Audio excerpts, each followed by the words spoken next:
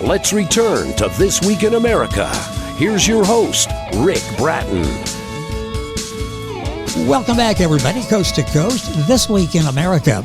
In the critically acclaimed series Life Lessons and Tales of Little Misfit, we follow the main character, Ivy Sue Klutz, as she learns new lessons through humorous tales as she reaches adulthood.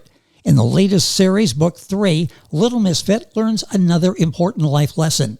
Life is like a fountain. It has its ups, opportunities, and successes, and downs, disappointments, and failures. She begins the most challenging years of her life, 11 to 15, or middle school into high school. As a former probation officer and executive life coach and professor-teacher, Dr. Susan Grunin saw firsthand how many people growing up are often made to feel inadequate or unwelcome in certain situations. She learned through using humor and working with others, particularly children and young adults, how to help individuals fit in those uncomfortable situations.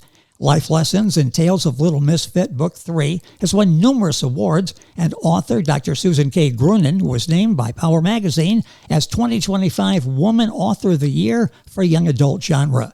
And Dr. Grunin is our guest on This Week in America. Doctor, welcome to the program. Pleasure to have you with us. Thank you. I'm happy to be here. I didn't go through all the awards. We'll touch on those as we go through the interview. It would have taken half the interview to talk about all the awards. Congratulations on the success of this book. Tell us a little bit about your career and how you ended up being an author of a very successful young adult series.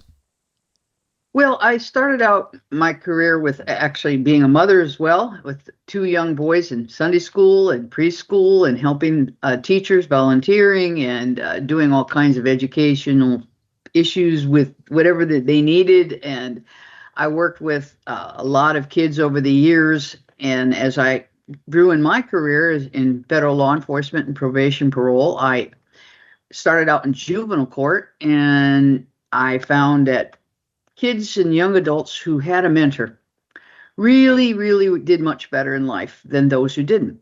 So as I went through my career, and I kind of gathered a lot of information from training, executive coaching, and leadership development, and you name it, in my career over the 50-something years in law enforcement and education. I taught for 20-something years at University of Virginia.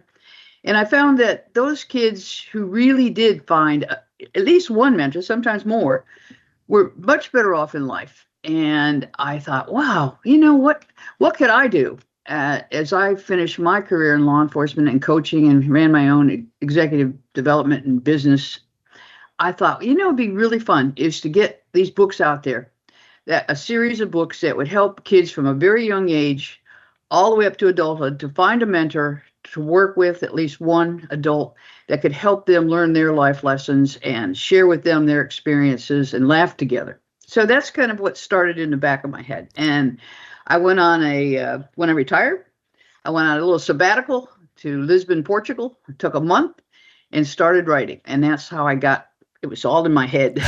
Got the books down on paper. And I said, I'm going to write these books for kids, and as they grow up, and hopefully, as I said, get a mentor.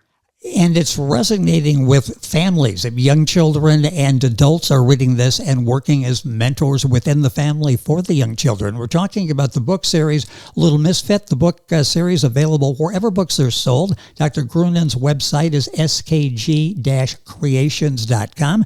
And of course, you can link on directly by going to our website, thisweekinamerica.us.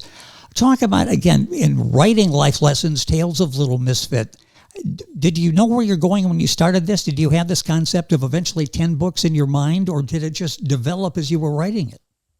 Well, I kind of knew that I wanted to do some books as she was growing up. And I read a lot with my young sons as they were growing up, and I saw how they liked Harry Potter, and I saw how I enjoyed books like Nancy Drew when I was growing up. So I thought, having one series, but instead of just different tales, they're all humorous tales. It would be as she was learning that life lesson and growing up at a certain age, so I could begin having the children at a young age, 3.5 to 8 is the first book audience, and have that group start really engaging and laughing with an adult. And then as she moved into the second book at age 9 and 10, Life Isn't Always Fair, she learned a new lesson. And then book 3, as she gets into the more difficult, I felt like it'd be good to kind of give the adult and the child and young adult a chance to read and learn, engage in dialogue as Ivy Sue Klutz grows, as they grow. And that's the idea. And there will be kids that will grow up following your book as they move from one book in the series to another. They will get the book out and go and read what Little Misfit is going through. You talked about humor. How important is that? You really use humor as a way to break down a lot of these barriers that we have. Well, first of all, I wanted the kids and young adults to put down their iPhones and iPads and engage with an adult. And I know that, it's easier to engage, I believe, when you use humor in life. Yes. And, I didn't want them preaching to them. But I wanted the kids and young adults to ask their adult mentor about their life, their experiences, and what happened to them as they grew, and what would they do in that situation, and how would they have acted, and what was different when they were growing up. And so it's sharing back and forth.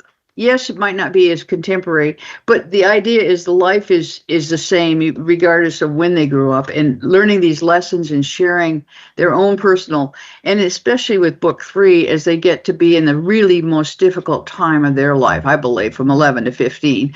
I believe these kids have a really difficult time, and even more so today. So having a mentor that they can laugh with, someone that they can go and talk to and say, remember Nana or Grandma or Grandpa or Mom or Dad, when we read that story, I've got a serious issue. I need you to talk to you about this. And, so they would really begin to think about these things, but having done this humorous tales and related, and then learning the lessons from their mentor, they don't have to always just learn their own disappointments and failures.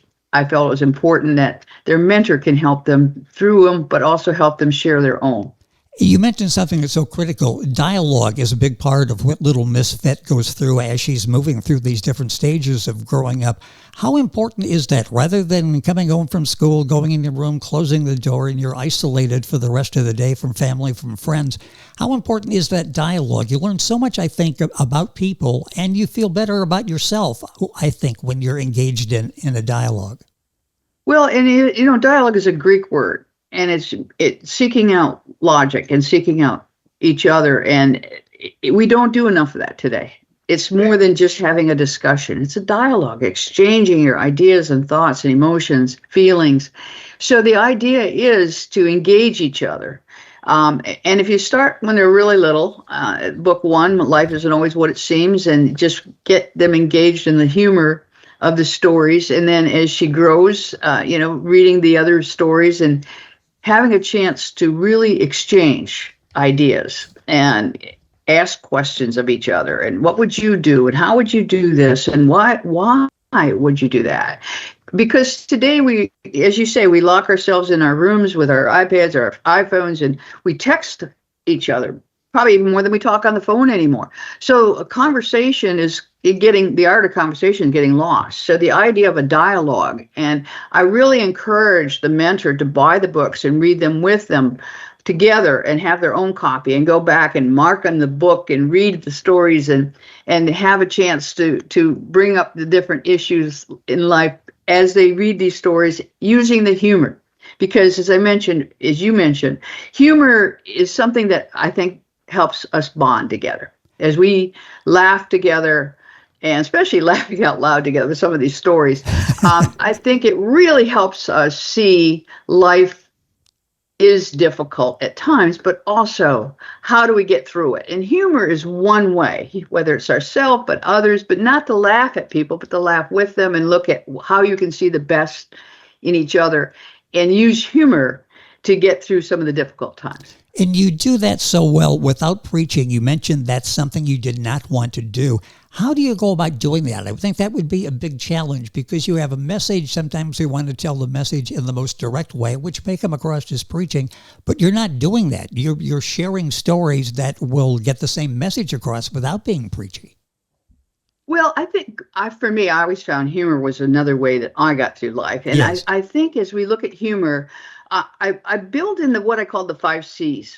They use it in mental health. When I did my coaching and counseling as a federal probation parole officer, I learned a lot about mental health and competence, confidence, character, connection, and caring.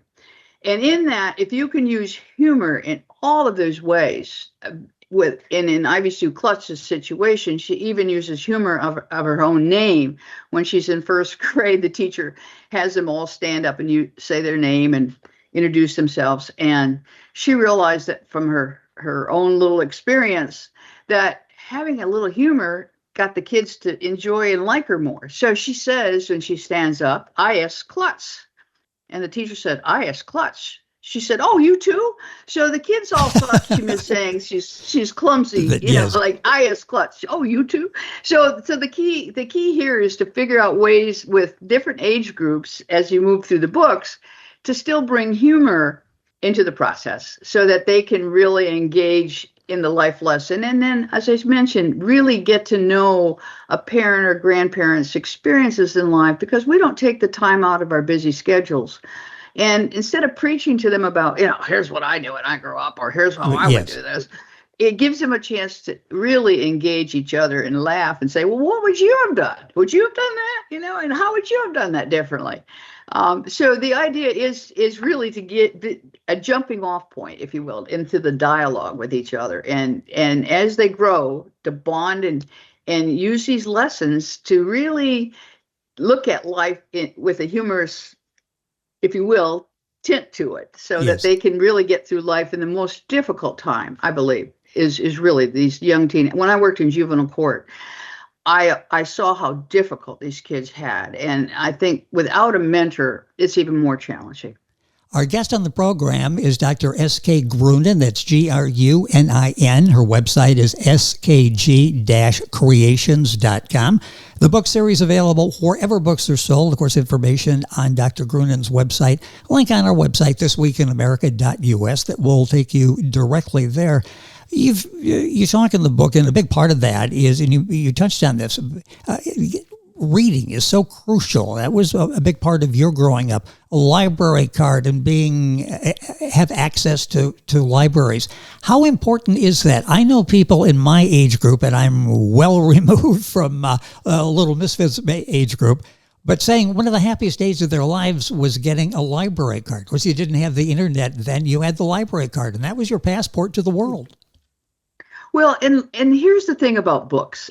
Whether you read them on Kindle, if you're being more modern, or you have to have, like me, the hard copy in your hand and hold it and really love to read the pages and see the pictures, it's important to read books for several reasons. Number one, you learn about other cultures and people and their lives. So if you can't travel, which is another way to learn, you can certainly do that through books. And I believe that, of course, I have a PhD and 2 masters. I believe in lifelong learning. Regardless of how much education you get, I'm always reading books. And I think that's one really important way we can grow in our lives, is to read and travel. And then when you have a chance to read and have a dialogue with someone about the book, I know a lot of book clubs get into some really good discussions, but I think the key here is I really am trying to encourage them to start young and have a dialogue rather than just a discussion. And as we mentioned earlier, the dialogue really is more of an exchange of your feelings, ideas, and experiences of life. And that's really why I call it Life Lessons in Tales of Little Misfit. Let's talk a second about book 3. That's the newest. That's one we're focusing on, but all of the books are available. A series, the books 1 through 3. You see the award sticker on all of the books. It's amazing. And I'll mention this now. Along with one of the recognitions, you have a photo on a billboard in Times Square where you're holding the 3 copies of the books. What was that like to see yourself in Times Square, the heart of the world, holding up, and we've got those, and they'll be on our screen along with the book covers. What was that like, that recognition and being recognized? I know one of these I mentioned was by educators, to have people of that influential part of everybody's life say, yeah, this series really, really resonates. Well, I think that's so important because to me, the teachers are unsung heroes. Yes. Whether you teach elementary, preschool, high school, college, especially junior high, I believe that they really have the difficult job. And I know parents need to help and encourage and work with kids as well as they're going through their difficulties. But often, as kids get to be this age, particularly when you get to be this age with book 3, they don't want to hear from parents. They want to hear from somebody else often. And that's why I'm really encouraging another mentor to step forward in the kid's life, whether it's a grandparent, an aunt, an uncle, a teacher. Mine was a school principal. And, I think those who take an interest and read and encourage those. So when I got recognized on Times Square by the educators and so forth, I was really exciting. To me, I've done a lot in my life, and having 2 children was a highlight, and getting my doctorate. But this was probably another one of the top highlights of my life, was getting recognized by the educators and then having won the award and being on Times Square on a billboard. And I had people calling me from all over. Hey, was that you? What a and they recognition. actually sent me a little medal here. So I'm like, oh my goodness. So I'm like, okay. It's like this is a Global Educators Award. Well, I like that. Okay. It looks like you just won an Olympic medal there. You've got that sort of, doesn't it? For book authors, that is the Olympics, and you've got a gold medal. You've got several of them there.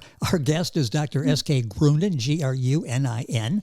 The book is available, the book series available, wherever books are sold. Let's talk again about book 3, sort of focus, and you mentioned this. This is really a difficult time. You've got the betweeners, those 11, 12, young teens, 13 to 15. And when you think about it, those are really challenging times, aren't they? Boys, girls in particular, really going through a lot of changes. We've got bullying that now enters the conversation that maybe we didn't have 10, 15, 20 years ago. This is really a crucial period, isn't it? Yes, in fact, I think you've seen the story in the play Mean Girls. I think there is something to be said about junior high and high school. Somehow, some of these girls, I don't know if it's because they lack their own lack of self-confidence or what, but they start being mean and bullying. Yes. And I think that a lot of girls really are intimidated by that. And so for me, building their character and their confidence and their competence and connecting and caring through humor, I'm trying to help them recognize that, yes, they are going through life changes. Their bodies are changing, their hormones, their friends are changing, they're going to different classes, they're doing things they're in difficult, challenging times. So the idea is, how do I work through these issues? How do I find myself? And with Little Misfit, I try to give them examples. Even in her case, she was not very well off financially, and that made her feel isolated at times. And so, try to realize that it's okay. Life is like a fountain. We will get through this, but use humor. Realize that you can look out there for opportunities, which is another reason to read. Find books that really encourage you. Find books that you find exciting for travel and culture and things you might want to think about for a career. To look forward, not just realize that you're going to always be in this situation, and you can move forward, finding those opportunities and successes and celebrating them, and realizing you can learn from the failures and disappointments, using your mentor to help you get through those times. You also bring up fitting in, and we all grow up wanting to be part of the crowd. We want to be one of the cool kids. And you talk about the fact that it's okay to not fit in. You need to be comfortable with who you are. Talk about that, because, boy, that's really a very valuable lesson that comes out of the series. Well, and as we look at the development age, kids want to fit in. They want to replicate each other. Yes. They want to look alike, dress alike at the teenage and young adults. And I'm telling them, it's okay not to. It's okay. Whether you can't afford it, whether you have a weight issue, whether you have some other issue, don't realize it's okay. It's okay to be who you are, but learn how to build your confidence and your competence through yourself and through this humor, so that you can engage and be yourself. And it's okay to realize that we don't have to fit in. And that's really what I want them to realize, that they can find their own tune to their own drummer. Yes, we do have to conform in life at times and have some conformity, but you don't have to be one of the gang, one of the crowd. You can stand out and do your thing and realize it's okay to do that, but find your way and build your own character doing that.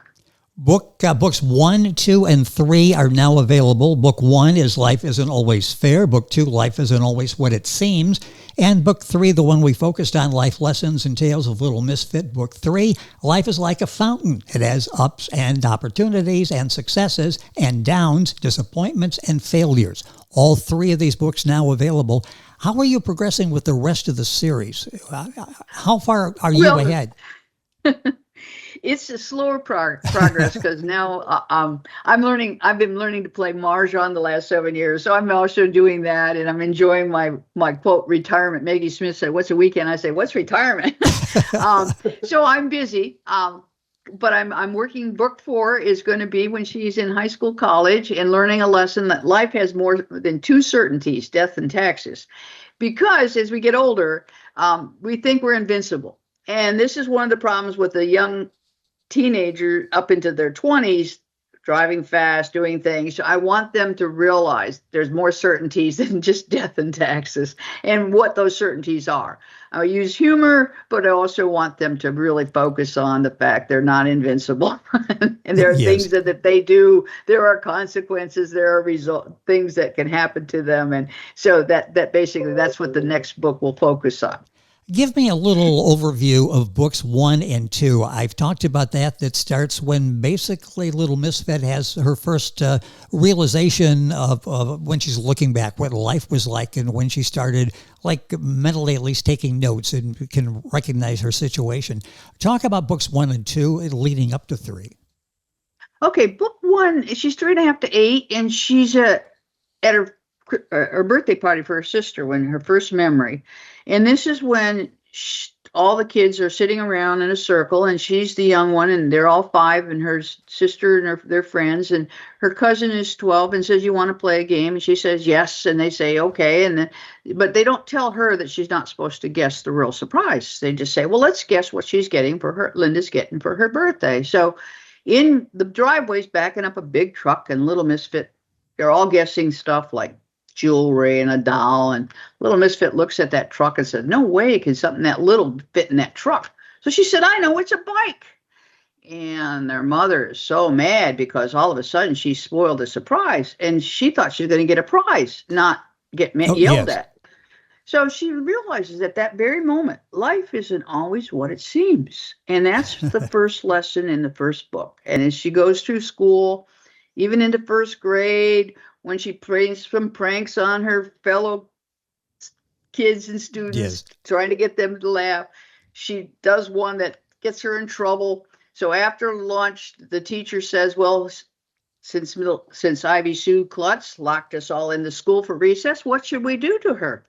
And all the kids said, well, let's make her stand in the wastebasket after lunch with all the garbage. So she has to stand in the wastebasket with her bare feet with bananas and peanut butter jelly sandwiches and stuff. So she's like, well, I did this to myself. So she had to learn to laugh at that because she realized that she was the one that brought it on. So she's growing up realizing life isn't always what it seems. That's book 1.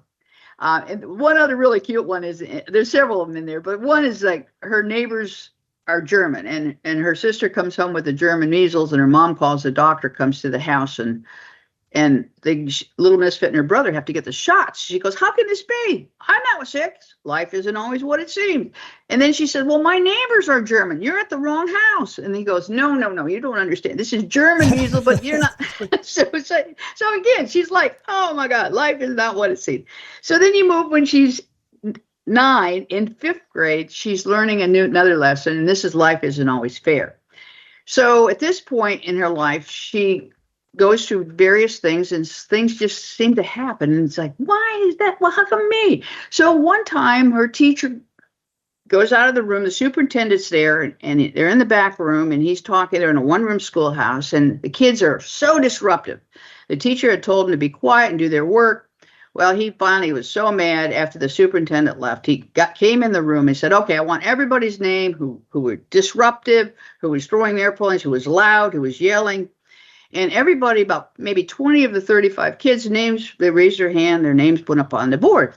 Well, Ivy Sue Klutz didn't raise her hand because she was working on her homework, trying to get it done because they were going to go to a fun fair that weekend.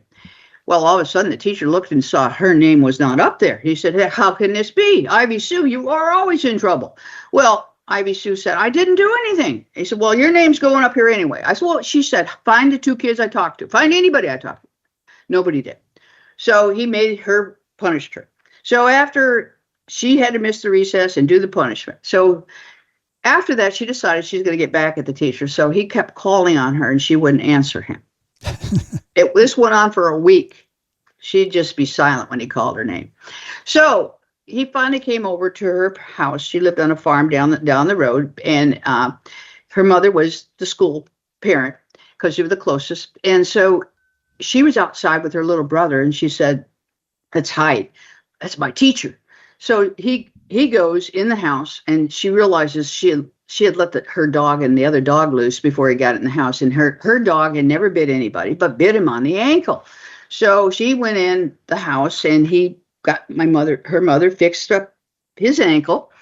And then he came back out and left. And so she went in the house and said, well, what did he want? And her mother said, well, he wanted to try to see if he can get you to start talking, because he didn't want all the other kids to do what you're doing, and that is not talking to him. And this could be difficult for him if nobody talks to him when he calls on him.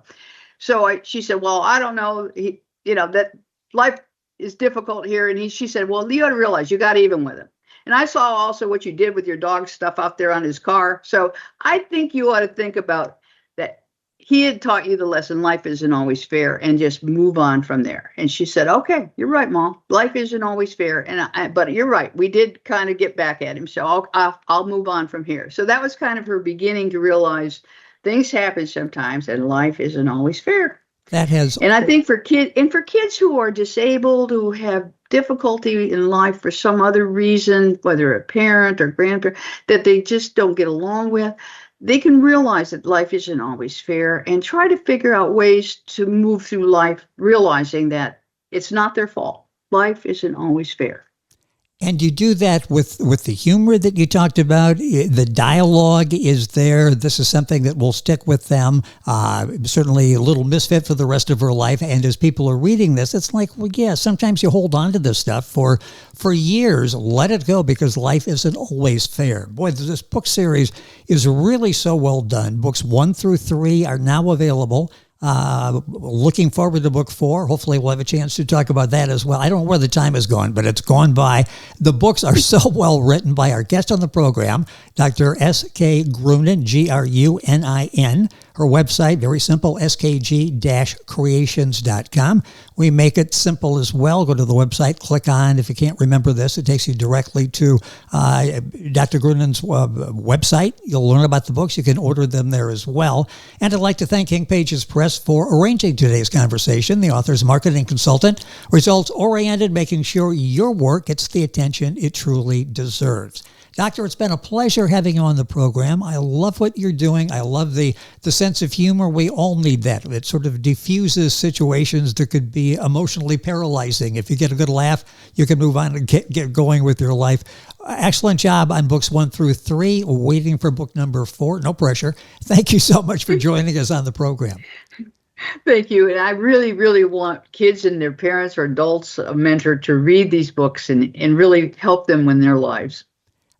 We'll do that. And the books, again, available wherever books are sold. A link on our website, thisweekinamerica.us. And you're listening to This Week in America. And we're back on today's program right after these messages. This Week in America is online. You can visit our website, thisweekinamerica.us. Scott Pinkerton, Associate Producer of This Week in America. Jay Anderson, Segment Producer. Ben Watson, Webmaster. Otto Bechet, Director of Engineering and TV Production. This Week in America produced and is the trademark of Blue Funk Broadcasting, LLC. For information on all of our guests and to listen to this week's show, our website again at thisweekinamerica.us. And I'm Sean Bratton, Executive Producer of This Week in America.